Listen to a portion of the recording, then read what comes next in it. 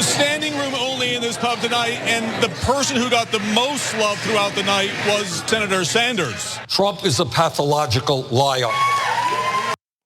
Now, while that crowd certainly loved the progressives on stage, one individual did not, and that was John Delaney, who was bloodied, politically speaking, by the progressives on stage. In fact, Delaney was so salty about how much he was defeated or how badly he was defeated on that stage that he decided to enter enemy territory, Fox News, and trash Elizabeth Warren and Bernie Sanders. Take a look. You're talking about Elizabeth Warren because she has a plan for everything, but she's never implemented a plan for anything. Well, it's not just Elizabeth Warren, it's Bernie Sanders. And I mean, if you take what they're saying to an extreme, what's next? Free vacations?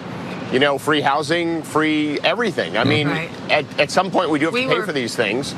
I believe there is a role of government to do things to give people the kind of opportunity they deserve, like we've seen here in Detroit in the last couple of years, where we've seen a really good turnaround when the government and the private sector actually work together. And that's kind of how I think about the way we should be approaching everything.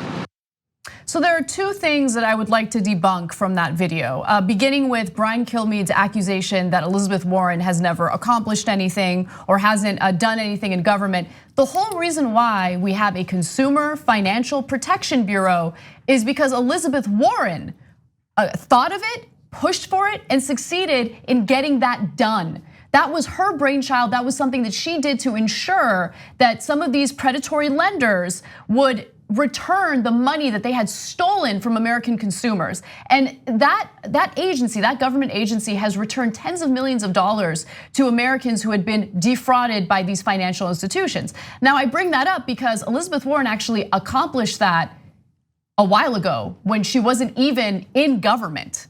Right, so she pushed for this. She finally convinced Obama and some of the Democrats in Congress to do it. She wanted to head the Consumer Financial Protection Bureau, and the Senate refused to confirm her. The Republicans in Senate refused to confirm her. So you know what she did after that? She decided to run for Senate, and she won. Obviously, she's a senator now. So I bring that up because we literally have a government agency that has the responsibility of returning money to defrauded Americans because of Elizabeth Warren, but she hasn't accomplished anything. That's the one thing I wanted to debunk. Before we get to the rest of it, I wanted to get some thoughts though. Oh, it seemed like it was an incredible cheap shot. Number one, it's unfortunate that Delaney felt he needed to go onto Fox News. But if he got beat so bad by the progressives that he's gonna change parties, I could see that happening. He wasn't that devoted to begin with. But then also to act this way in terms of try to tear down Elizabeth Warren for her just speaking up and calling him out on his mess. Like that great, pretty much observation she made in terms of why one for president if all you're gonna talk about is what you can't do. That's exact purpose and point. You should have a plan for what you can do. And that's not something Delaney had, but clearly he had a backup plan for after he got a beat down, which was to go onto Fox News and cry. Absolutely, and it is very telling that that's where he went the day after the Democratic debates, because those are his people. His people are not the people who are listening to Warren and Bernie Sanders and raving in the crowd. And you know, it was so interesting. What's next? You know, this alleged slippery slope of the promises that are so extreme: free housing, free vacations. Where are they gonna get money for that? Well, guess what? In Denmark, there is no rental economy because people own their houses. Right. How do they own their houses? Because the government gives them free money to go to college, so tuition is free, and then they get a stipend. They save that stipend and they buy a place. So actually it is subsidized by the government, and the government did through the FHA in the 1950s, subsidize free housing for a select group of people. So he is the beneficiary of all that free welfare from the government and also corporate welfare. So one thing that I wanted, the second thing I wanted to debunk is the notion that these programs are quote unquote free. They're not free. They're funded through US taxpayer money, right? So I bring that up because on one hand, you'll have people like Jake Tapper, who's also very much against these programs. I mean, he won't explicitly say it, but you can tell in the framing of his questions that he's against programs like Medicare for all because, well, what is it gonna do to taxes? What is it gonna do to taxes? In his own weaselly way, pretending as if he cares about the middle class and their taxes going up. No, you care about your taxes going up, right? Like it's very clear. And so they'll argue that, oh my God, taxes are gonna go up because that's how you're gonna pay for it, right? And then you'll have the very same type of people make the argument that these are just free programs, these are handouts. They're not handouts, they're paid for through taxpayer money, but let's keep it real, those tax cuts that the wealthy got to enjoy under the Trump administration, $2 trillion in tax cuts for the rich would have to be reversed. And they don't like it. People like Delaney don't like that. Let me give you some more information about who Delaney is and what really drives him, right? Because these are not the type of questions that get asked of him, and I think it's important that people know who he is. So Delaney, according to Alex Koch at Sludge, Delaney has as much as $3.2 million invested in healthcare companies and funds with health industry holdings. Also, the business-friendly Democrat, a finance executive and a former representative from Maryland, is worth as much as $280 million. That is what drives him. And that is the reason why he is put on that stage to try to tear down progressives who have real solutions to issues that Americans have been struggling with for decades now. Let's go to the next video, there's more. I don't understand why anybody goes to all the trouble of running for president of the United States just to talk about what we really can't do and shouldn't fight for. What's your reaction to that? I mean, you're running for president because you're being honest with the American people. I don't understand why people run and then they promise stuff and then it never happens. Well, that's the response when someone really can't defend their plans. So, for example, if John F. Kennedy, when he said we should go to the moon by the end of the decade in the 60s, someone could have said to him, well, you're not saying we should go to the moon next month, so you're not being ambitious enough. Right, so it's a dishonest, kind of lazy response. It's similar to when they say it's a Republican talking point. That's the problem with the extreme left of the party.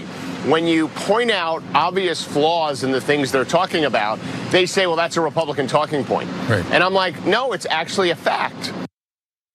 So just going back to Ainsley and what she mentioned about people running as president, they get elected and they don't actually follow through with what they promised. I wonder if she's talking about Trump, who campaigned on lowering the price of prescription drugs, who campaigned on, combating immigration and solving that problem, who even said that he was going to bring manufacturing jobs back to the United States.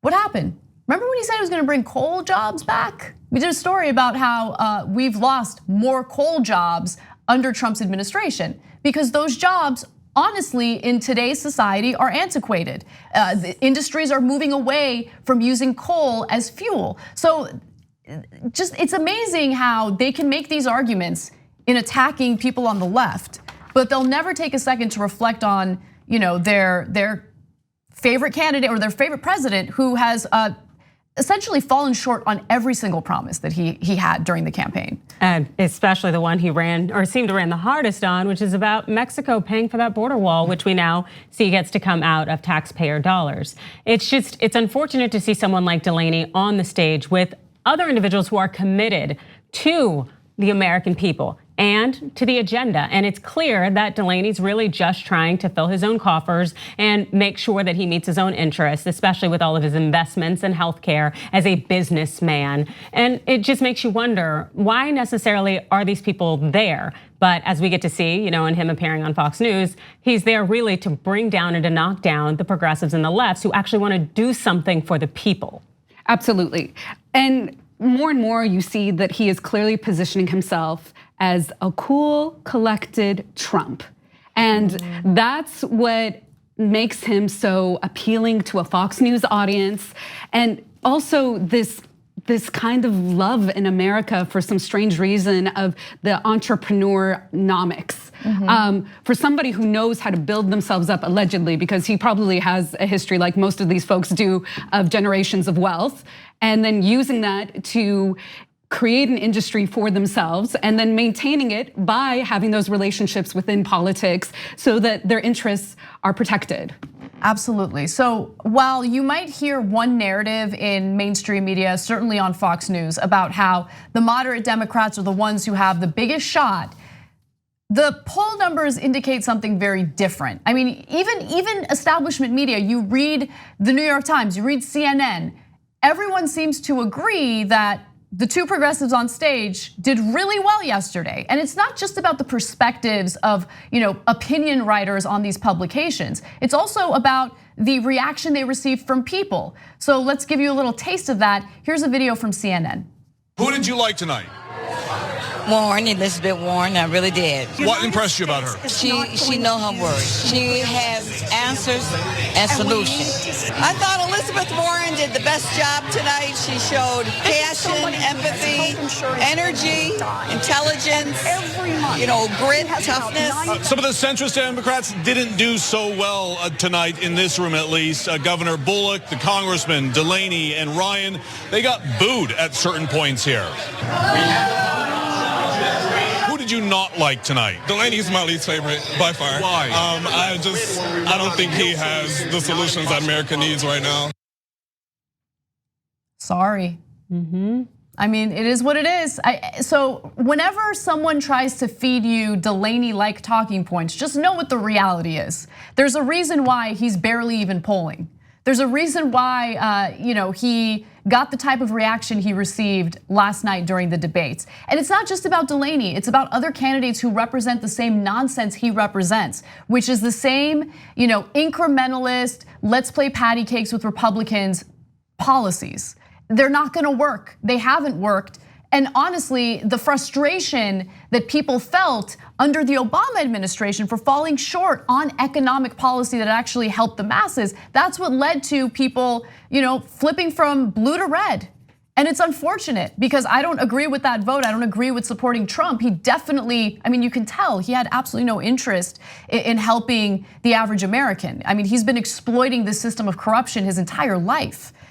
But we need someone better. We need to go back to Democratic candidates who actually do care about the average American, care about economic justice and the American worker. Yeah, and I think the miscalculation here is that there's an assumption that the Midwesterner is somebody who can be easily pandered to if you say that we have a moderate electable person, but actually that's the mistake. Yeah. And that's the mistake because the person in the Midwest, the person who's the most downtrodden on because of all those policies, guess who's sounding really good to them?